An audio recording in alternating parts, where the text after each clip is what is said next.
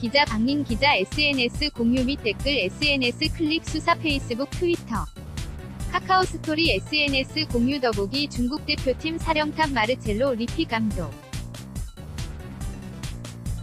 연합뉴스 한국은 전술적으로 기술적으로 강했다.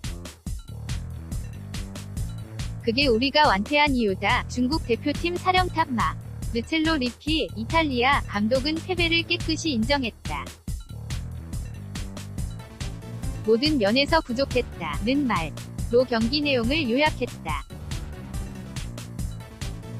중국은 17일 아랍에미리트 UAE 아부다비에서 끝난 한국과 2019 아시아 축구연맹 AFC 아시안컵 본선 C조 조별리그 3차전 직후 기자회견에서 리피 감독은 한국은 매우 빠르고 강하고 기술적이었다.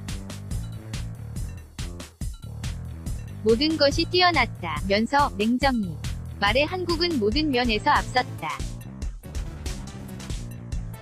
우리는 이 결과를 받아들여야 한다고 말했다.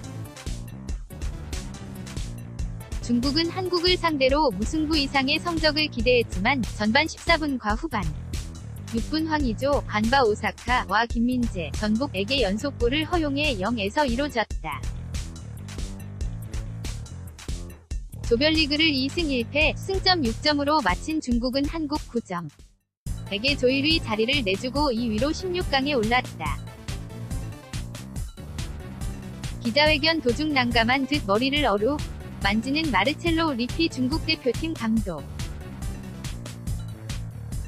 연합뉴스 리피 감독은 우리가 한국을 이긴 적도 있지만 그때는 한국에서 몇몇 중요한 선수가 빠졌다면서 오늘은 한국이 베스트 11이 모두 나왔고 어려울 것으로 생각했다고 말했다.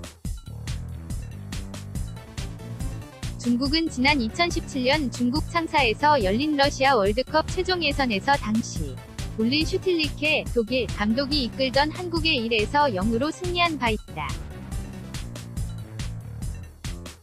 중국 언론이 당시 경기 결과를 들먹이며 공안증은 끝났다고 도발했지만 경기력의 격차는 명확했다. 리피 감독은 중국 선수들의 정신력에 대해서는 만족한다. 우리 선수들은 최선을 다했다면서 경기력에서 밀린 건 사실이지만 하고자 하는 의지나 정신력은 좋았다. 우리는 중요한 선수 서너 명이 빠진 반면 한국은 최상의 전력으로 나섰다고 패배의 변을 내놓았다. 이어 후반에 스리톱으로 전환해 한 골이라도 넣으려 했지만 한국과 같은 강 팀을 상대하는 건 언제나 어렵다며 무득점 패배의 아쉬움을 감추지 않았다. 16강에서 태국과 만나게 된 것과 관련해 리피 감독은 일단 선수들의 회복에 전념하고 부상 선수들을 치료한 뒤 다음 경기를 위해 최선을 다해 준비할 것이라면서 이제는 태국전에 집중할 때라고 말했다. 아부다비는 박민 기자 RPARK7골뱅이J OONGANG.co.kr 태그